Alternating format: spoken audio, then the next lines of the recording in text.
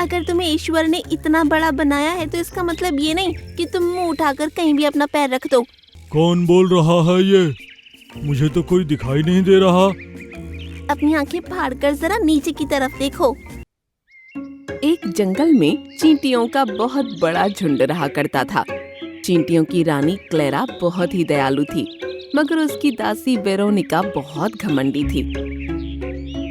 एक दिन क्लेरा अपने झुंड के साथ जंगल के दूसरे छोर पर जा रही थी कि तभी उसके कानों में भेड़ियों के कदमों की आवाजें टकराई। जल्दी से सब यहाँ से हट जाओ। मगर वेरोनिका नहीं हटी। ये क्या बदतमीजी है वेरोनिका, वहाँ से तुरंत हट जाओ, नहीं तो भेड़िए तुम्हें अपने पैरों से कुचल कर यहाँ से निकल जाएंगे।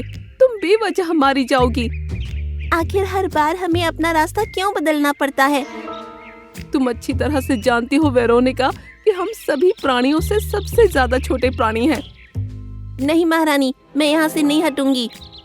ये मेरा आदेश है वेरोनिका, यहाँ से तुरंत हट जाओ, नहीं तो बेवजह मारी जाओगी। क्लेरा की बात सुनकर वेरोनिका गुस्से से वहाँ से हट गई। घर वापस आकर क्लेरा क्रोधित होती हुई वेरोनिका से बोली, तुम्हें अपनी जान की कोई परवाह है कि नहीं? मेरी समझ में नहीं आता कि हम ही सबसे छोटे प्राणी क्यों हैं? क्या हम सभी प्राणियों की तरह आकार में बड़े नहीं हो सकते? मैं तुम्हें समझा कर तंग आ गई हूँ वेरोनिका, कि दिन में सपने देखना छोड़ दो। ऐसा नहीं हो सकता। क्यों नहीं हो सकता? मैंने सुना है कि इस दुनिया में सब कुछ संभव हो सकता है। देखना महारानी, एक दिन मेरा आकार भी बाकी प्राणियों की तरह बड़ा होगा। उस दिन मैं जंगल के सारे जानवरों को मजा चखा दूंगी। वेरोनिका की बात सुनकर वहाँ मौजूद सभी चींटियाँ उसका मजाक उड़ाने लगीं। जितना मेरे ऊपर हंसना है ना हंस लो, पर देखना जिस दिन मेरा आकार बड़ा हो जाएगा उस दिन असली रानी मैं ही बनूंगी। इतना बोलकर वेरोनिका जंगल में घूमने निकल गई। हाथी दादा जो अपनी मस्ती में चले आ रहे थे, उनके पैर रखने से पहले ही वेरोनिका बड़ी फुर्ती से वहाँ से हट गई। अगर तुम्हें ईश्वर ने इतना बड़ा बनाया है तो इसका मतलब ये नहीं कि तुम मुंह उठाकर कहीं भी अपना पैर रख दो। चींटी की आवाज सुनकर हाथी दादा इधर उधर देखने लगे। हाथी दादा अपने आप से बोले, कौन बोल रहा है ये? मुझे तो कोई दिखाई नहीं दे रहा। अपनी आंखें फाड़कर जरा नीचे की तरफ देखो, मैं तुम्हें दिखाई दे जाऊंगी। हाथी दादा ने जब नीचे की तरफ देखा तो उन्होंने देखा कि एक छोटी सी चींटी बहुत ही क्रोध भरी नजरों से उन्हें देख रही थी। माफ करना छोटी चींटी, मैं तुम्हें देख नहीं पाया। हाँ सही है, अगर मैं तुम्हें नहीं देख पाती तो अब तक मैं भगवान को प्यारी हो गई होती। गलती तुम्हारी है, तुम्हें इस जगह से नहीं निकलना चाहिए। क्यों? क्या हम जंगल के प्राणी नहीं हैं? हाँ, तुम भी जंगल की प्राणी हो, लेकिन तुम्हें सोचना चाहिए कि तुम आकार में बहुत ही ज्यादा छोटी हो। अपने बड़े आकार पर इतना घमंड नहीं करना चाहिए हाथी दादा। आपने वो कहावत तो सुनी होगी, चींटी अगर कान पर चढ़ जाए तो बड़े बड़े हाथी को मजा चखा देती है। इतना कहकर चींटी बड़ी फुर्ती से रेंगती हुई हाथी दादा के कान के ऊपर चढ़ गई और उसने कान के हिस्से में काट लिया। इसीलिए ईश्वर ने तुम्हें इतना छोटा बनाया है। मैं तुम्हारी शिकायत जंगल के महाराज से जरूर करूंगा। हाथी दादा क्रोधित होते हुए सीधे जंगल के राजा शेर के पास पहुंच गए और उन्हें क्रोध से सारी घटना बताने लगे। जंगल के राजा शेर ने चींटियों की रानी क्लेरा को उसके झुंड सहित अपनी गुफा के पास बुलवाया। तुम्हें अपने झुंड सहित 1 साल के लिए जंगल को छोड़ना होगा क्लेरा। जाओ, अभी इसी वक्त इस जंगल को छोड़ दो। लेकिन हमारा क्या दोष है महाराज? तुम्हारे झुंड की एक चींटी ने हाथी दादा को परेशान किया है। कोई और होता तो मैं उसे इससे ज्यादा दंड देता, लेकिन तुम चींटियों को मैं क्या दंड दूं? कसूर तुम्हारा है, क्योंकि अगर कोई चींटी जानबूझकर गलती करती है तो कसूरवार तुम ही ठहराई जाओगी क्लेरा। क्लेरा खामोशी से जंगल को छोड़ने की तैयारी कर रही थी कि तभी एक काला धुआं चींटियों के झुंड के पास मंडराने लगा।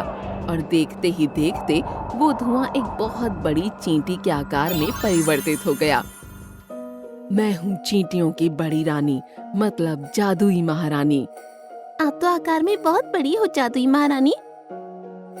हाँ, मैं आकार में बड़ी हूँ और मैं इस तरह का आकार तुम सबका भी कर सकती हूँ, लेकिन उसके बदले मेरी एक शर्त है। कैसी शर्त? तुम्हें चींटियों के अपमान का बदला लेना होगा और बड़ा आकार लेने के बाद जंगल के सभी जानवरों का खून बहाना होगा। नहीं, हमें तुम्हारी कोई शर्त मंजूर नहीं। वेरोनिका, मुझे कुछ गड़बड़ लग रही है। मैंने इस तरह की बड़ी चींटी के बारे में अपने जीवन में कभी नहीं सुना और न ही कभी देखा। तुम इसकी बातों में मत आओ वेरोनिका। अगर तुम चाहो तो मैं तुम्हें चींटियों की रानी बना सकती हूँ। बोलो, क्या तुम्हें स्वीकार है? हाँ, मुझे स्वीकार है। तभी एक तेज धमाका हुआ। वेरोनिका और वहाँ मौजूद सभी चींटियों का आकार बेहद लंबा और चौड़ा हो गया, सिवाय क्लेरा के। तुम इसी लायक थी क्लेरा, अब रहो अकेली। वेरोनिका बड़ी हो चुकी चींटियों से बोली, चलो मेरे साथ। इस जंगल में जानवरों ने हमें बहुत परेशान किया है। अब समय आया है उन्हें सबक सिखाने का। वेरोनिका उस रहस्यमयी बड़ी जादुई महारानी को लेकर अपने झुंड के साथ वहां से चली गई और देखते ही देखते उसने कुछ ही देर में जंगल में तबाही मचा दी। जंगल के राजा का सलाहकार उल्लू उड़ता हुआ सीधा जंगल के राजा शेर के पास पहुंचा और उसने आंखों देखी सारी बात जंगल के राजा शेर को बता दी। बड़ी हो चुकी चींटियों का झुंड कुछ ही देर में यहाँ पहुँचता होगा महाराज। तो अब मैं क्या करूँ? मुझे कोई सलाह दो। मुझे लगता है ये काम जंगल की उसी चुड़ैल का है जिसे आपने जंगल से बाहर निकाल दिया था। उसने ही उन चींटियों का आकार बड़ा करके हमसे बदला लेने के लिए ये सब कुछ किया है। उसे बुद्धि से हराना होगा महाराज। कुछ ही देर में वेरोनिका अपने झुंड के साथ शेर के पास पहुंच गई। मरने के लिए तैयार हो जाओ। मैं तुझसे अपने अपमान का बदला लेने आई हूँ। यहाँ से वापस लौट जाओ वेरोनिका। तुम्हें क्या लगता है कि तुम मुझे मार कर इस सारे जंगल पर कब्जा जमा लोगी? मत भूलो कि तुमसे ताकतवर भी अभी भी कोई मौजूद है। मुझसे ताकतवर और कौन हो सकता है? तुम्हारी ये चींटियों की महारानी।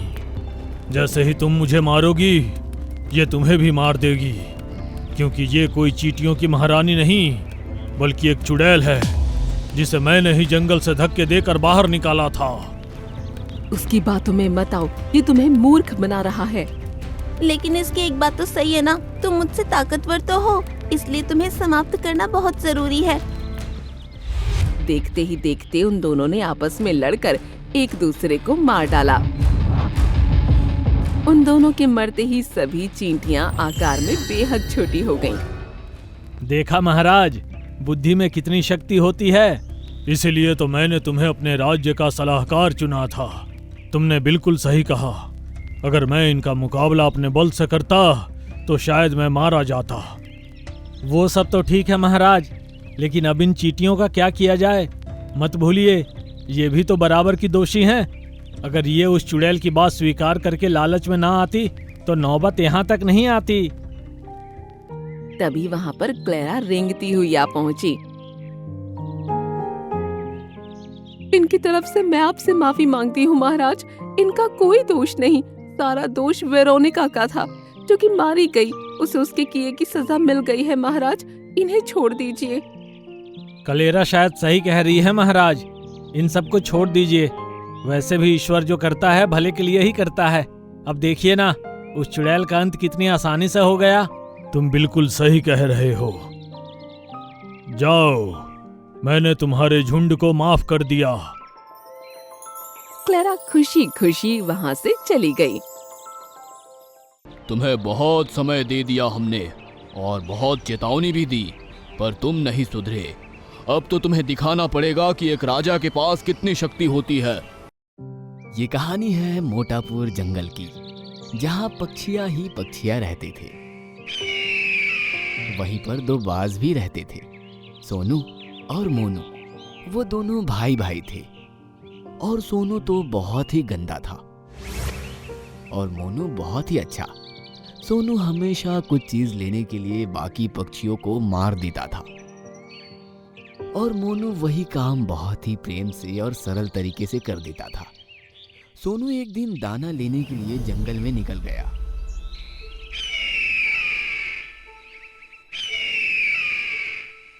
ए चिड़िया, मुझे अपना दाना दे, नहीं तो मैं तुझे खा जाऊंगा। अरे ये क्या बदतमीजी है, मैं अपना खाना खुद लाई हूँ, तुम अपना जाकर लाओ, मैं क्यों दूँ तुम्हें अपना खाना। सोनू उसकी बात सुनकर गुस्से में आ जाता है और उस चिड़िया को मार देता है। वहीं उसी जगह से मोनू उड़कर जा रहा होता है। वह एकदम देखता है कि सोनू ने उस चिड़िया को मार दिया है। वह जल्दी से जाकर सोनू को वहां से हटा देता है और मोनी चिड़िया के बच्चे को बचा लेता है अपने भाई सोनू से। तो कितना बदतमीज है रे सोनू, हाँ? तू हर एक पक्षी को मार देता है और तू अब इसके बच्चे को भी खा रहा था। हाँ तो बच्चों से मुझे क्या करना? तो कितना पत्थर दिल है रे, हाँ? तुझे इन छोटे बच्चों की मासूमियत नहीं दिख रही? नहीं, मुझे अपना पेट भरने से मतलब है। वो दोनों जंगल की एक गुफा के अंदर रहते थे। मोनू हमेशा सबकी मदद करना चाहता था और सोनू हमेशा मारकर काम चला लेता था। एक दिन सोनू एक पेड़ के ऊपर जाकर बैठ गया। तभी उस पेड़ से आवाज आने लगी, बचाओ, बचाओ। अरे क्या हुआ तुम्हें? क्यों रो रहे हो? वो जो सामने पेड़ दिख रहा है तुम्हें, वो मेरी ही जड़ से आया है और उसे किसी ने तीर मार दिया। अब उसको दर्द हो रहा है, तुम उस तीर को निकाल दो। मैं क्यों करूं तुम्हारा कोई काम? मैं तुम्हारा काम नहीं करूंगा। निकाल दो बाज बेटा, मैं तुम्हारा बहुत शुक्रगुजार रहूंगा, फिर तुम मेरी कभी भी मदद ले लेना। सोनू बाज बिना कुछ बोले वहां से उड़कर चला जाता है और वहीं पीछे से मोनू बाज आ जाता है और वहीं पर आकर बैठ जाता है। पेड़ तब भी रो रहा होता है। मोनू उसकी आवाज सुनता है, फिर उनसे पूछता है, पेड़ दादा क्या हुआ आपको? आप क्यों रो रहे हो? बाज बेटा, मेरी मदद करो। वो जो सामने पेड़ है ना, वो मेरी ही जड़ से निकला हुआ है और उसको किसी ने तीर मार दिया। तुम उसे निकाल दो। मोनू बाज जाकर तीर निकाल देता है और पेड़ दादा बहुत खुश हो जाते हैं। मोनू तुम बहुत अच्छे हो, अगर तुम्हें मेरी कोई भी मदद चाहिए तो मुझे आकर बता देना। हाँ पेड़ दादा, बिल्कुल।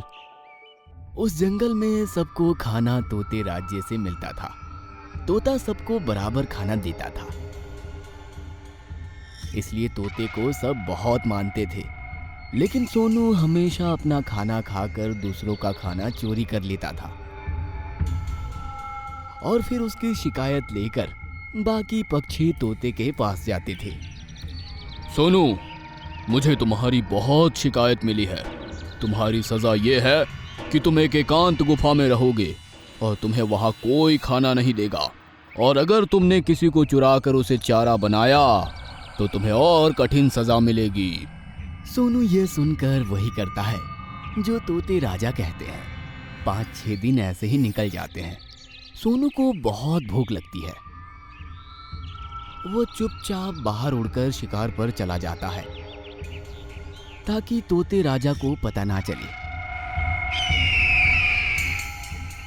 और वो एक पक्षी को मारकर उसे अपना खाना बना लेता है। तोते राजा को ये बात फिर सुनने में आती है कि सोनू ने किसी पक्षी को मारकर खा लिया है। तो तोते राजा सोनू को बुलाते हैं। सोनू, अब तुम्हारी ये सजा है कि तुम जैसे औरों की जान लेते हो, आज हम तुम्हारी बलि चढ़ाएंगे। तोते राजा, मुझे माफ कर दीजिए, मैं आपसे कुछ नहीं करूंगा, मुझे माफ कर दीजिए। नहीं, तुम्हें बहुत समय दे दिया हमने और बहुत चेतावनी भी दी, पर तुम नहीं सुधरे। अब तो तुम्हें दिखाना पड़ेगा कि एक राजा के पास कितनी शक्ति होती है। तोते राजा ऐलान कर देते हैं कि अब सोनू बाज की बलि ले ली जाए।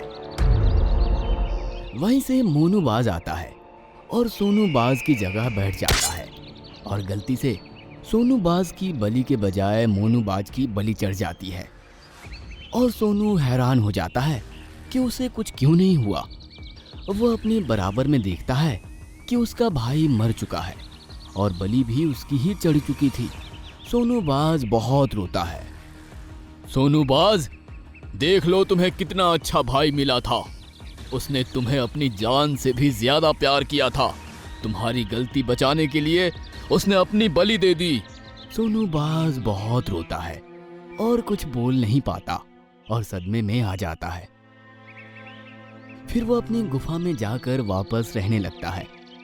सोनू भाई को अपने भाई की बहुत याद आती है कि कैसे वो साथ में उड़ते थे और खेलते कूदते थे।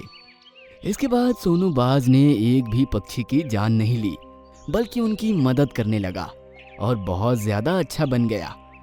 मोनू बाज की बलि देने के बाद सोनू बाज को समझ आ गया कि एक बेगुनाह की जान जब जाती है तो कितना दुख होता है। वो किसी का परिवार का सदस्य होता है और किसी को जान से प्यारा। इस कहानी से हमें ये सीख मिलती है कि इतना बुरा नहीं होना चाहिए कि हमारे बुरे बर्ताव से किसी दूसरे पर बुरा असर पड़े।